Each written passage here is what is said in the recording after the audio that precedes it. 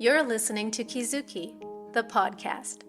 I'm Mae Yoshikawa, and I define the Japanese concept of Kizuki as the following. Kizuki 1. A moment of epiphany, an aha of realization or insight which opens the knower to a new dimension of truth that was formerly unknown. 2. Steps in an incremental growth of awareness, resulting in a movement from ignorance to greater awareness of the bigger picture. A kind of knowing that cannot be undone, that cannot be unrealized. As a longtime yoga and meditation practitioner, a world traveler, and curious self-explorer, I'm obsessed with Kizukis. Listen on each week for inspiring and enlightening stories that may just tip you over for your next aha. On this week's episode, Emotions in Layers.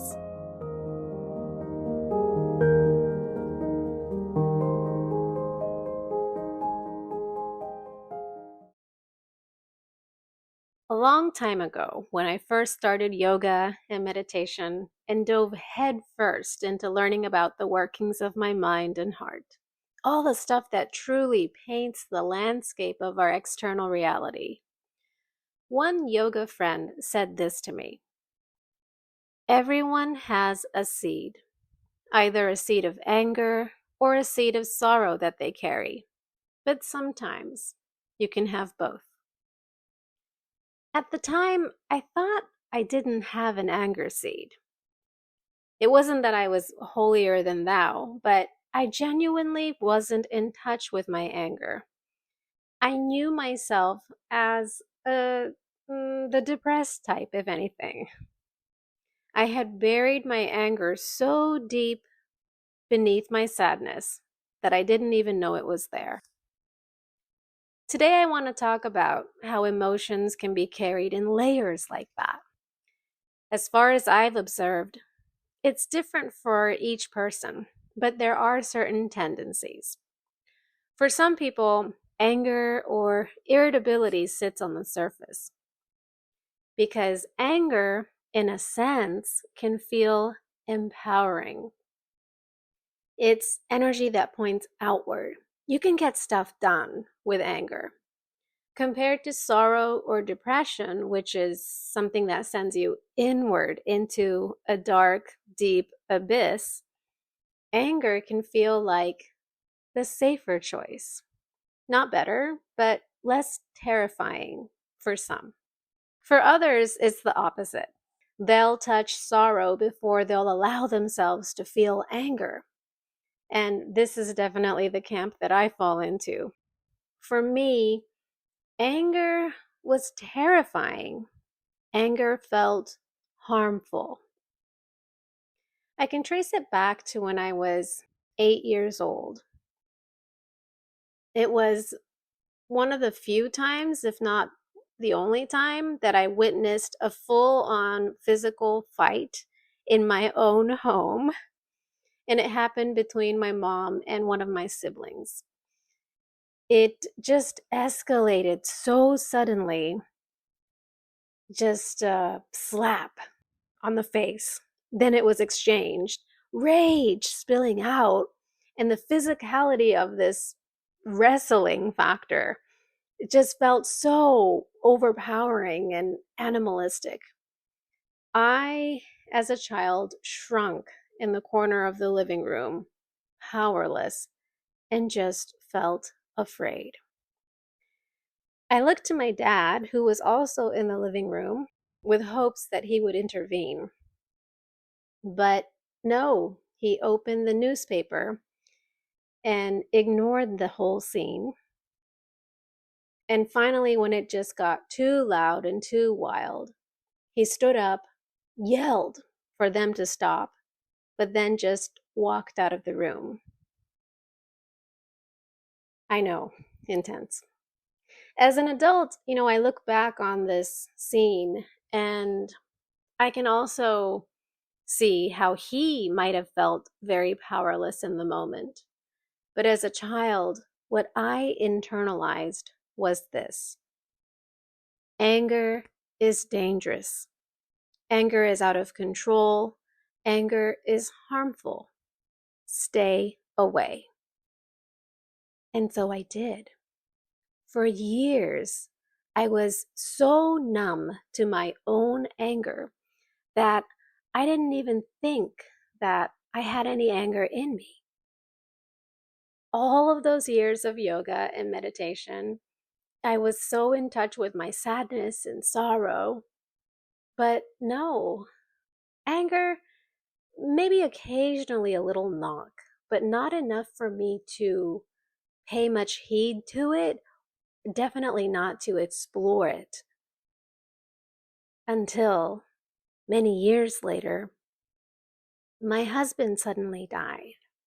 And with his sudden passing came a grief so harrowing, so unavoidable, that I had no choice but to feel it.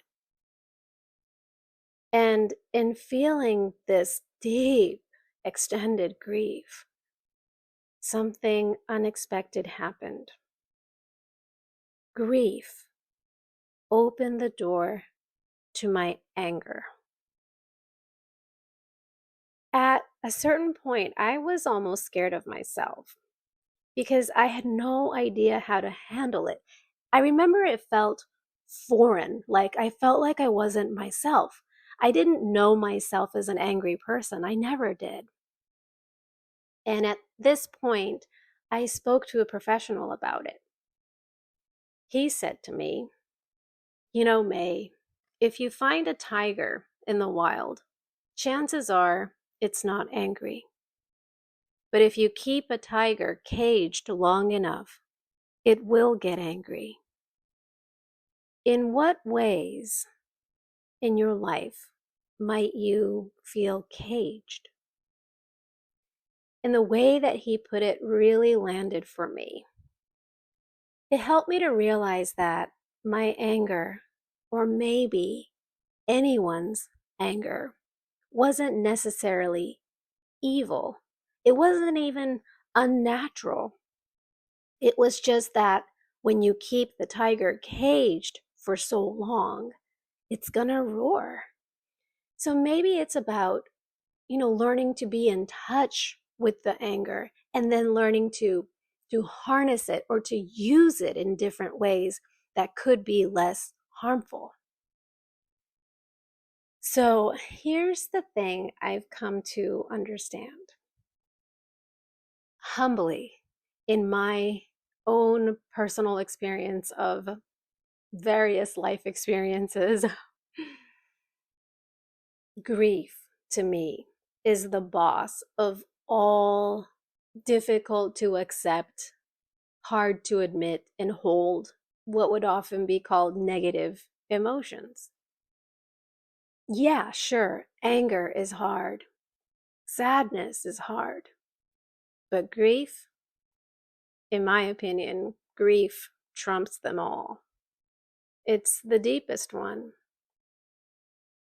the one most of us would do anything to avoid, because grief breaks us to pieces. That's what it does. You know, in mention of grief, I imagine that for some listeners, it's going to hit hard because you know grief. For others, it might not land as hard because maybe you don't identify yourself as someone who's really known grief. But let me remind you that grief doesn't just mean death. It can be the grief of divorce, of illness, when you lose the sense of your health in your body and what life could have looked like with that state of health. Sure, there's a lot of grief in releasing your body and your idea of health as you used to know it before. There's the grief of losing a job or losing the hope of a future you thought you'd have. Whenever there's a lifestyle change, even in gaining something positive, there's that hidden shadow of grief of the thing that you must learn to let go of. And so, welcome to the human experience. Many of us, we bury that grief. We bury it under sadness, sometimes under anger and rage, sometimes numbness, sometimes just a lot of days and haze of just paying attention elsewhere. But make no mistake, it's there. You can avoid it, dodge it, run from it, but it's still there. Especially when it's unfelt. It's layered all the way beneath and it's still there. And here's what I want to suggest. Grief, boss though it may be, is still just an emotion. Like all emotions, like anger, like sorrow, like happiness, joy, surprise even. And should you give yourself the chance, the courage to open your heart to just feeling it raw as it is, it will move through you if you really let yourself feel it.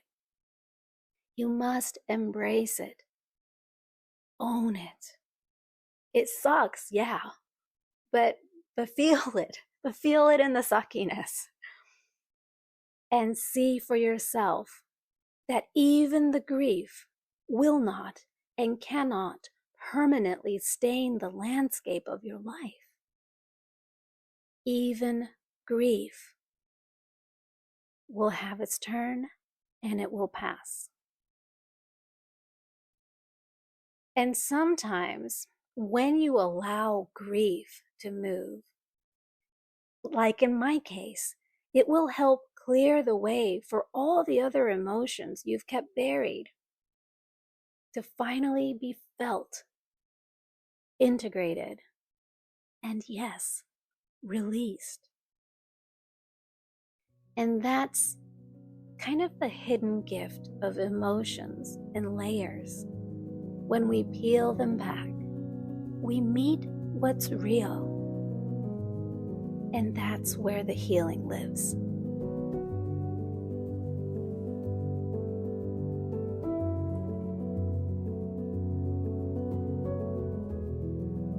Thank you for listening.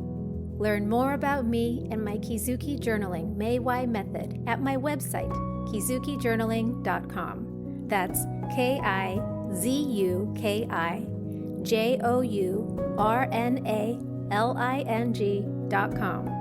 Or find me on Instagram at MaeYoshikawa.